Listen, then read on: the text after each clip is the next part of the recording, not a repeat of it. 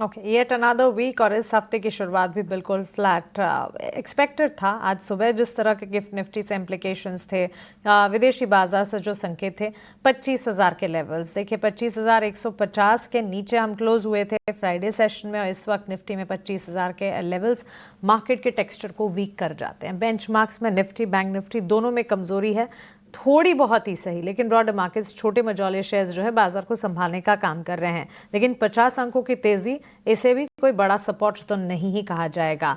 So market 25,000 25,100 के levels के आसपास झूलता हुआ देखते हैं अपने आप को कितना संभाल पाता है। सन फार्मा, आईसीआईसीआई बैंक, एमएनएम, कोल इंडिया, एसबीआई जैसे मेजर प्लेयर्स बाजार को संभाल रहे हैं। आईटी पॉकेट गिरावट झेलते हुए, टेलीकॉम प्लेयर्स में Bharti Airtel, Divi's lab, TCS, HCL technologies IT sector से गिरावट जो है वो और गहराती हुई। शिवांगी, आप बताइए इस शुरुआत को आप कैसे देखती हैं और फोकस रेडार पर ओपनिंग ट्रेड्स क्या हैं? जी बिल्कुल, फोकस यहाँ पे रहेगी मेरी लैब और डायग्नोस्टिक स्पेस के स्टॉक्स में। लॉरस लैब पसंदीदा काउंटर है, जो कि काफी रेजिलेंट रहा है पिछले कंटिन्यूसली 3 हफ्तों से। हमने देखा है इसमें रिमार्केबल लॉन्ग बिल्डअप देखने को मिली है, और हायर जोन्स पे काफी ब्यूटीफुली ये हम देख रहे हैं टिकते हुए नजर आ रहा है। आरएसआई काफी अच्छी तरह से प्लेस्ड है यहाँ पे। पॉजिटिव डाइवर्जेंस पे भी हम देख रहे हैं कि एक फ्रेश बाइंग देखने को मिल रही है।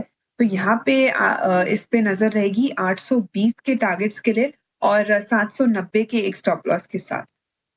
चलिए, लेबोरेटरी स्पेस पर है फोकस।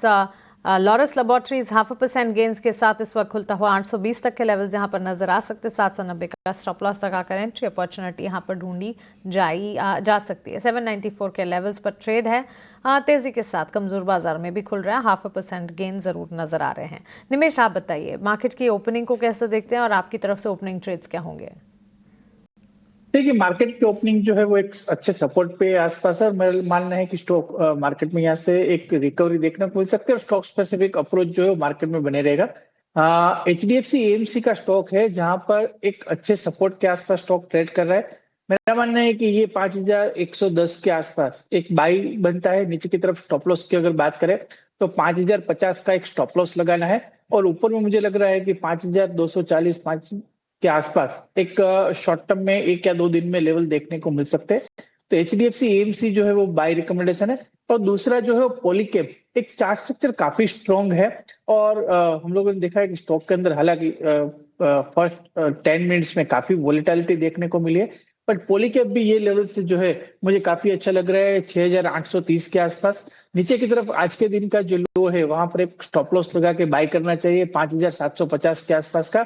और ऊपर में मेरा मानना है कि 7,050 तक के लेवल 1 या 2 दिन में देखने को मिल सकते हैं। तो पॉलीकैब भी ये लेवल से एक अच्छी एंट्री बन रही है, और एचडीएफसी एएमसी, ये दोनों स्टॉक मुझे ये लेवल से काफी अच्छे लग रहे हैं। अच्छा निमेश, पॉलीकैब के लेवल्स एक बार वापस से दोहराइएगा। देखिए, स्टॉप लॉस रखना है 5,750 का स्टॉप लॉस रखना है, और ऊपर में 7,000 से 7,050 तक के लेवल देखने को मिल सकते हैं। ठीक है, चलिए ये रहा है 6830 के लेवल्स पर करीब 2% की तेजी के साथ पॉलीकैब इंडिया में इस वक्त कामकाज है। हमारे दोनों एक्सपर्ट्स की तरफ से कॉल्स और खरीदारी के मौके ऑन टेक्निकल फ्रंट, टेक्नो फंडा लेवल्स। तपन, आप बताइए बाजार की शुरुआत पर आपकी राय क्या है इस वक्त? अगर आप देखेंगे सेक्टोरल अप्रोचेस इंडिसेस वाइज तो हम देख रहे हैं बेंचमार्क्स टूटते हुए, ब्रॉडर मार्केट्स थोड़ा बहुत संभाल रहे हैं। PSU bank, real estate, energy, auto और मिड सेलेक्ट प्लेयर्स में कुछ एक्शन है, बट एफएमसीजी, फार्मा और आईटी में गिरावट है। एफएमसीजी जो संभाल रहा था पिछले पूरे हफ्ते, इस वक्त बैक सीट पकड़ी है। जी मानसी, देखिए अगर बात करूं यहाँ से रिजल्ट सीजन जिस तरह से जा रहा है, तो एक तरह से ना सेफ बेट ज्यादा खेलना जरूरी है। तो यहाँ मेरा बैंकिंग की तरफ झुकाव रहेगा, क्योंकि बैंकिंग में खास करके प्राइवेट बैंक्स अगर आप देखो ना, तो उनके इस बार के रिजल्ट मुझे ठीक ठाक लग रहे हैं आएंगे, क्योंकि क्रेडिट ग्रोथ डबल डिजिट में होगा और काफी हद तक एनपीएस भी कंट्रोल में है। तो यहाँ मुझे खास करके 2 स्टॉक जो आईसीआईसीआई बैंक, फेडरल बैंक मेरे नजर में रहेंगे, क्योंकि वो अगर मीडियम टर्म में भी मुझे यहाँ अच्छे क्वार्टरली रिजल्ट आते हुए दिख रहे हैं। ऑफ कोर्स और 50 बेसिस पॉइंट कट आ सकते हैं ये साल में ही, तो वो भी एक बेटर है, और प्लस लिक्विडिटी इन्फ्यूजन काफी है, और धीरे धीरे क्रेडिट ग्रोथ बढ़ेगा। तो मेरे हिसाब से ये स्टॉक आप देख सकते हो प्राइवेट बैंक में, वो एक थोड़ा सेफ बेट लग रहा है यहां से।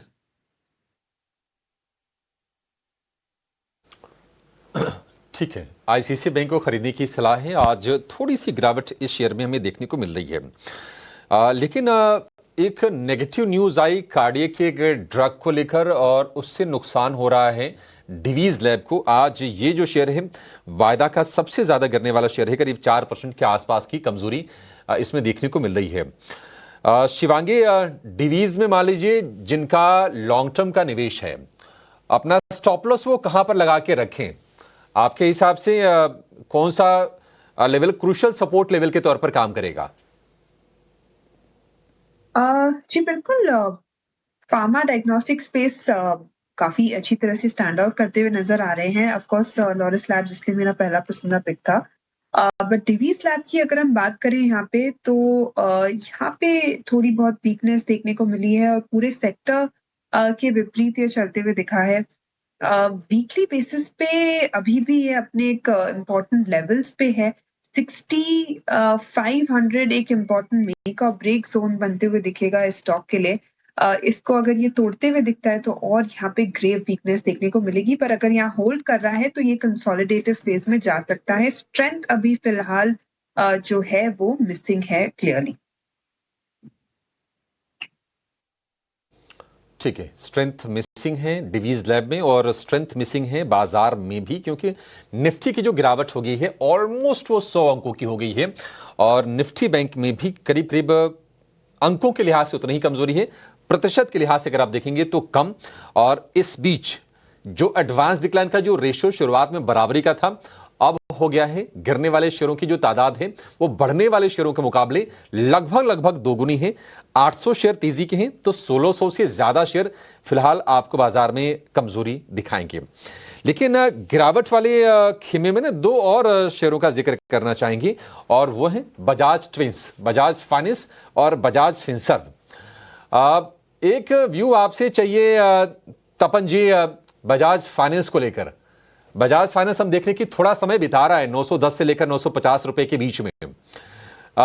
क्या करना चाहिए आपके हिसाब से, इसमें व्यू क्या होगा? देखिए थोड़ी सी कंपटीशन तो बढ़ गई है, मतलब लिस्टेड स्पेस की अगर हम बात करें तो विकल्प थोड़े बड़े हैं ट्रेडर्स के लिए। बजाज फाइनेंस गिरावट पर खरीदना है या फिर आपको लगता है कि मतलब अभी उतना आपको अच्छी चाल दिख नहीं रही आगे के लिए?